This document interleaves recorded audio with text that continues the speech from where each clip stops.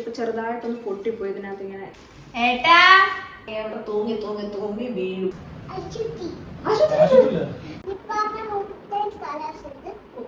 ഇതെന്റെ സീറ്റാ. ഭയങ്കര ചൂടായിരുന്നു. ചെരുപ്പ് കിടന്നെടുത്ത് കിടന്നങ്ങ് ഒഴുകി.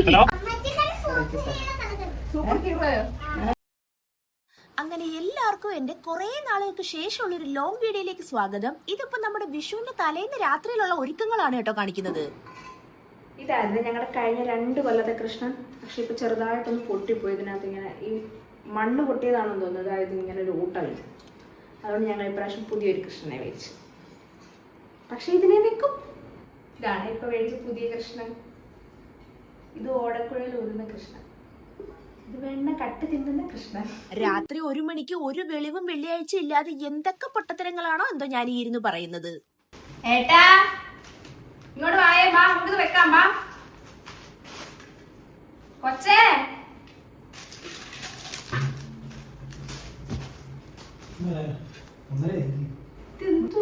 ഇതിലിപ്പോ കാണിക്കാൻ ചേർന്നിരിക്കുന്നു. അത് വെച്ചോ, പക്ഷെ അത് ഇങ്ങനെ വെക്കണം. അതിങ്ങനെ വിരിച്ചിങ്ങനെ ഇട്ടിരുന്നാ മതി. അത് പിന്നെ ഞങ്ങൾ അങ്ങനാണ് കേട്ടോ. ഒന്ന് പറഞ്ഞ് രണ്ടിന് അപ്പ വഴക്കുണ്ടാക്കും. പുള്ളിക്കാരൻ ചെയ്യുന്നത് എനിക്കും ഇഷ്ടപ്പെടത്തില്ല, ഞാൻ ചെയ്യുന്നത് പുള്ളിക്കാരനും ഇഷ്ടപ്പെടത്തില്ല. സ്വാഭാവികം. ചക്കയുടെ ഓർമ്മ ചക്ക.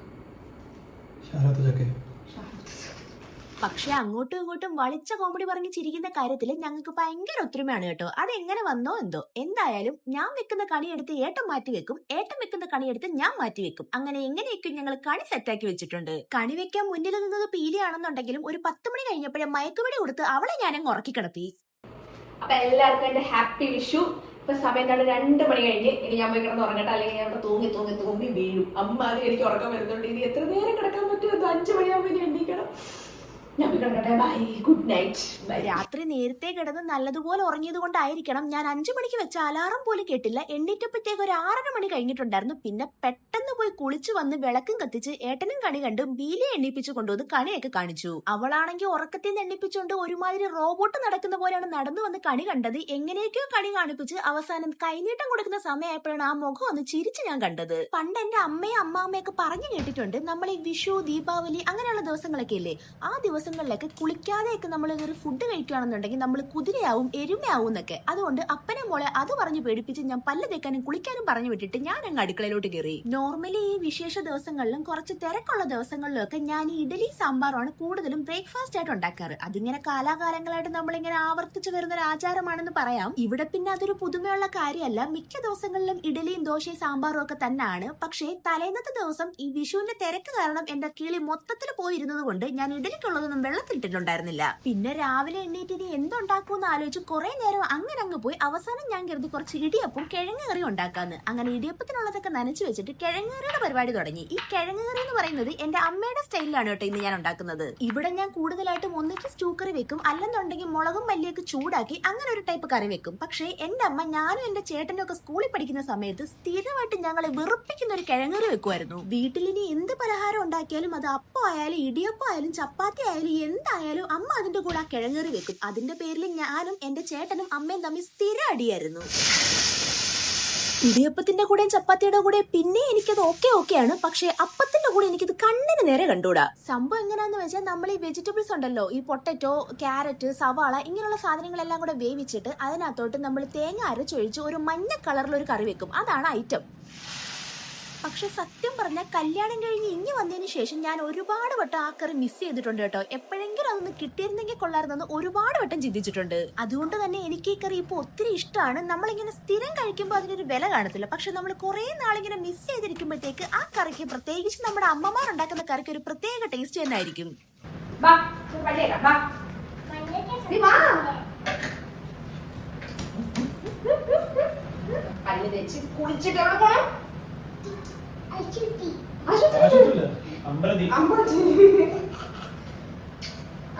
മാത്രം പോയി ശീലിച്ചു പോയി.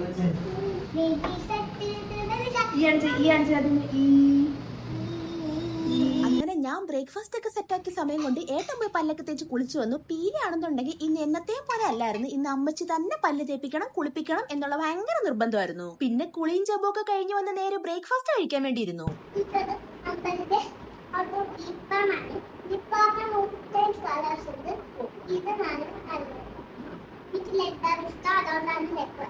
ഇവളിത് എന്ത് തേങ്ങയാ പറയുന്നത് നിങ്ങൾക്ക് മനസ്സിലായോ? പക്ഷെ എനിക്ക് മനസ്സിലായി ഇത് ഇവളുടെ സ്ഥിരം പരിപാടിയാണ്. ക്രീം, ലിപ്സ്റ്റിക് ഇങ്ങനെയുള്ള ഐറ്റംസ് ഒക്കെ എടുത്തോണ്ട് വന്ന് കണ്ണാടിയുടെ മുന്നിൽ നിന്ന് 10 ഷോ കാണിച്ച് 10 പോസ് ഇടുന്നത്. അങ്ങനെ ബ്രേക്ക്ഫാസ്റ്റ് ഒക്കെ കഴിഞ്ഞിട്ട് ഞങ്ങൾ 3 പേരും കൂടെ അമ്പലത്തിൽ പോകാൻ വേണ്ടിട്ട് ഒരുങ്ങി ഇറങ്ങി. ഇതിപ്പോ എന്താ ഈ ഒരു സമയത്ത് അമ്പലത്തിൽ പോകുന്നതെന്ന് ചോദിച്ചാൽ മുളങ്കാടത്ത് അമ്പലത്തിൽ ഉത്സവം നടക്കുകയാണ്. അതുകൊണ്ട് തന്നെ ഒരു 12 മണി 12:30 വരെയൊക്കെ നട തുറന്നിരിക്കും.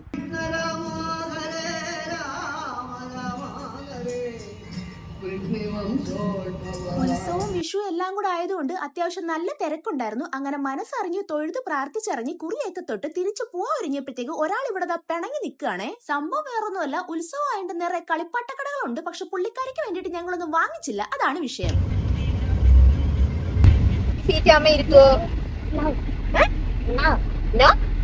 എന്റെ സീറ്റാ എന്റെ സീറ്റായിരുന്നു. ചൂടുണ്ടായിരുന്നു പീരിയാമ്പലത്തിൽ നിന്ന് ഇറങ്ങിയപ്പോ? കാല് കൊള്ളിയോ? അവള് കാല് പൊള്ളി എന്ന് പറയുന്നത്, കാല് കൊള്ളി. ഭയങ്കര ചൂടായിരുന്നു. ചെരുപ്പ് കിടന്നെടുത്ത് കിടന്നങ്ങ് ഉരുകി. അമ്മാതിരി ചൂടായിരുന്നു. ഇന്ന് ന്യൂസിലൊക്കെ പറയുന്നത് കേട്ടായിരുന്നു കൊല്ലത്ത് ഭയങ്കര ചൂടാണ്. നിങ്ങളുടെ അവിടേക്ക് എങ്ങനെയുണ്ട് ചൂട്? എന്തായാലും എന്താ ഇനിയിപ്പം നേരെ വീട്ടിലോട്ട് പോവാ, ഏട്ടന്റെ വീട്ടിലോട്ട് പോവാണേ.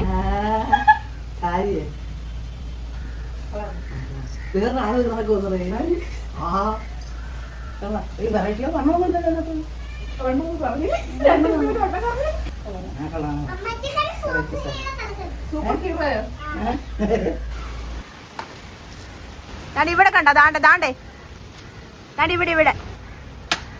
അപ്പൊ ഇന്ന് നമുക്ക് ഉച്ചക്ക്, നമുക്കല്ല ഞങ്ങൾക്ക് ഇലയിലുണ്ടാൻ വേണ്ടിട്ട് കുഞ്ഞൊരു സദ്യ, പരിപ്പും പപ്പടം ഒക്കെ ആയിട്ട് ചെറിയൊരു സദ്യ.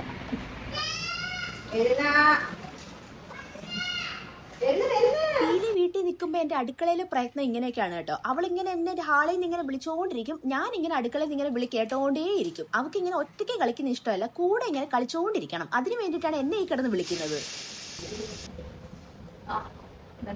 സത്യം പറഞ്ഞ ഇന്ന് പ്രത്യേകിച്ച് കറികളൊന്നും ഉണ്ടാക്കണമെന്ന് വിചാരിച്ചതല്ല. പക്ഷെ കുറെ നാളെ ഒരു സദ്യ കഴിച്ചിട്ട് അപ്പൊ കരുതി കുറച്ച് പരിപ്പും പപ്പടം ഉണ്ടാക്കി എന്തെങ്കിലും ഒരു കറിയും കൂടെ ഒന്ന് സെറ്റ് ആക്കി കഴിഞ്ഞാൽ ഒരു കുഞ്ഞു സദ്യ ആയല്ലോ. ആകെ ഇവിടെ ഞങ്ങൾ 3 പേരും മാത്രമേ ഉള്ളൂ. അപ്പൊ ഞങ്ങൾക്ക് വേണ്ടിട്ട് ഒരുപാട് കറികൾ ഉണ്ടാക്കി മെനക്കിടേണ്ട ഒരു ആവശ്യമില്ല. അത് മാത്രമല്ല അതെല്ലാം വേസ്റ്റ് ആവത്തേ ഉള്ളൂ. പിന്നെ ഈ ചൂടത്ത് അടുക്കള കയറി നിൽക്കുന്ന കാര്യം ആലോചിക്കുമ്പോഴത്തേക്ക് ഒന്നും ഉണ്ടാക്കാൻ പോലും തോന്നത്തില്ല. ഇച്ചിരി പരിപ്പും ഉണ്ടാക്കി പപ്പടവും വറുത്ത് അച്ചാറോട്ട് കഴിക്കാന്നാണ് ഞാൻ ആദ്യം വിചാരിച്ചത്. പക്ഷെ ഇത് മാത്രമായിട്ട് ഇലയെ വിളമ്പുമ്പോൾ ഒരു രസമില്ലല്ലോ. അതുകൊണ്ട് കുറച്ച് അവിയലും കൂടെ ഉണ്ടാക്കാന്ന് കരുതി. അതാവുമ്പോഴത്തേക്ക് ഞങ്ങൾ ഇവിടെ എല്ലാവരും കഴിക്കുകയും ചെയ്യും. പരിപ്പിനുള്ളതെല്ലാം വേവിച്ചും വെച്ച് അരപ്പും തട്ടി പരിപ്പ് സെറ്റാക്കി അവിയലിനുള്ളതെല്ലാം അരിഞ്ഞ് അടുപ്പി വെച്ചപ്പോഴാണ് കുറച്ച് തോരനോ മെഴുക്കുരട്ടോ എന്തെങ്കിലും കൂടെ ഉണ്ടാക്കാന്ന് വിചാരിച്ചത്. അതിന് വേണ്ടിയിട്ടുള്ള പച്ചക്കറിയും തപ്പി ഫ്രിഡ്ജ് തുറന്ന് നോക്കിയപ്പോഴാണ് 2 മിൽമയുടെ പാൽക്കവർ എന്ന് നോക്കി ചിരിക്കുന്നത്. അപ്പോഴാണ് എനിക്ക് ഓർമ്മ വന്നത് പായസം ഉണ്ടാക്കണമെന്ന്. അപ്പൊ പിന്നെ ഈ തോരനും പായസം എല്ലാം കൂടെ ഉണ്ടാക്കി ഈ ചൂടത്ത് അടുക്കളയിൽ നിന്ന് എന്റെ അടപ്പളവും, അതുകൊണ്ട് തോരൻ അങ്ങ് ക്യാൻസൽ ആക്കിയിട്ട് നമുക്ക് പായസത്തിലോട്ട് കടക്കാന്ന് കരുതി. സാധാരണ ഞാൻ വീട്ടിൽ എന്തെങ്കിലും വിശേഷം വന്നാല് സദ്യക്കുള്ളതെല്ലാം ഉണ്ടാക്കി അത് കഴിച്ച് നമ്മൾ ഈ റെസ്റ്റ് എടുക്കുന്ന സമയമുണ്ടല്ലോ, ആ സമയത്താണ് പായസം ഉണ്ടാക്കുന്നതും വൈകിട്ടാണ് ഇത് സെർവ് ചെയ്യുന്നതും. പക്ഷെ ഇന്ന് ഞങ്ങൾക്ക് 2 പേർക്കും, അതായത് ഏട്ടനും എനിക്കും ഒരേപോലെ ഒരു ആഗ്രഹം, സദ്യയുടെ കൂടെ ഇലയിൽ തന്നെ പായസം വിളമ്പി കഴിക്കണമെന്ന്. അങ്ങനെ എങ്ങനെയൊന്നും ഞങ്ങൾക്ക് സാധാരണ ഒരേപോലത്തെ ആഗ്രഹങ്ങളൊന്നും തോന്നാറില്ല. അതുകൊണ്ട് ഇതങ്ങ് നടത്തിക്കളയാന്ന് കരുതി. പിന്നെ ടേസ്റ്റിന്റെ കാര്യത്തിൽ ഞങ്ങൾ 2 പേര് 2 ദിശയിലോട്ടാണ്. ഏട്ടനാണെന്നുണ്ടെങ്കിൽ അടപ്രഥമനാണ് ഇഷ്ടം, എനിക്കാണെന്നുണ്ടെങ്കിൽ സേമിയ പായസമാണ് ഇഷ്ടം. പക്ഷേ ഏറ്റവും എളുപ്പം സേമിയ ആയതുകൊണ്ട് തന്നെ ഞാൻ സേമിയ പായസമാണ് ഉണ്ടാക്കിയത്. അതാകുമ്പോ തേങ്ങാപ്പാൽ എടുക്കുക, ശർക്കരപ്പാനി ഉണ്ടാക്കി അങ്ങനെയുള്ള പരിപാടികളൊന്നും ഇല്ലല്ലോ. നമ്മൾ ഇൻസ്റ്റന്റ് ആയിട്ട് സാധനം മേടിക്കുക, പാല് തിളപ്പിക്കുക, അതിനകത്തോട്ട് തട്ടുക, പിന്നെ നമ്മുടെ നെയ്യിൽ അണ്ടിപ്പരിപ്പ് മുന്തിരി അങ്ങനെ എന്തെങ്കിലും ഉണ്ടെങ്കിൽ അങ്ങോട്ട് മിക്സ് ചെയ്തിട്ട് കഴിയുമ്പോഴത്തേക്ക് സംഭവം സെറ്റ്. ഞങ്ങൾ അമ്പലത്തിൽ പോയിട്ട് വന്നപ്പോഴത്തേക്ക് ഒരു 12:30 മണി കഴിഞ്ഞതുകൊണ്ട് തന്നെ കുക്കിംഗ് ഒക്കെ കഴിഞ്ഞ് കഴിക്കാറായപ്പോഴത്തേക്ക് ഒരു 2:30 മണിയായിട്ടുണ്ടായിരുന്നു. അപ്പോഴത്തേക്കും വയറ്റിന്ന് തന്തയ്ക്കും തിളക്കൊക്കെ വിളിക്കാൻ തുടങ്ങിയിട്ട് ഏട്ടൻ തന്നെത്താൻ എണ്ണീറ്റ് വന്നതായി ഇലയൊക്കെ കഴുകി സദ്യ വിളമ്പാനുള്ള പരിപാടി അങ്ങ് തുടങ്ങി. ഞാൻ വിളമ്പാൻ ഒരുങ്ങിയപ്പോഴത്തേക്ക് എന്റെ ഇന്ന് പിടിച്ചു മേടിച്ച് നീ ഇവിടെ കുണിഞ്ഞിക്കൊണ്ട് നിൽക്കും, ഇന്നൊന്നും കഴിക്കാൻ പറ്റത്തില്ലെന്നും പറഞ്ഞ് തന്നെത്താൻ അവിടെ ചോറും കറിയൊക്കെ വിളമ്പിക്കൊണ്ടിരിക്കുകയാണ്. അങ്ങനെ ചോറ് വന്നു, അവിയൽ വന്നു, പരിപ്പ് വന്നു, അച്ചാർ വന്നു, പപ്പടവും വന്നു. ഞങ്ങൾ കഴിക്കാനേ ഇരുന്നു. പായസം ഒക്കെ കൂട്ടി നല്ല അടിപൊളിയായിട്ട് കഴിക്കുകയും ചെയ്തു. അപ്പൊ എന്റെ വീഡിയോ ഇഷ്ടപ്പെടുവാണെങ്കിൽ ലൈക്ക് ചെയ്യാനും സബ്സ്ക്രൈബ് ചെയ്യാൻ മറക്കണ്ട. അപ്പൊ ഓക്കെ, ബൈ.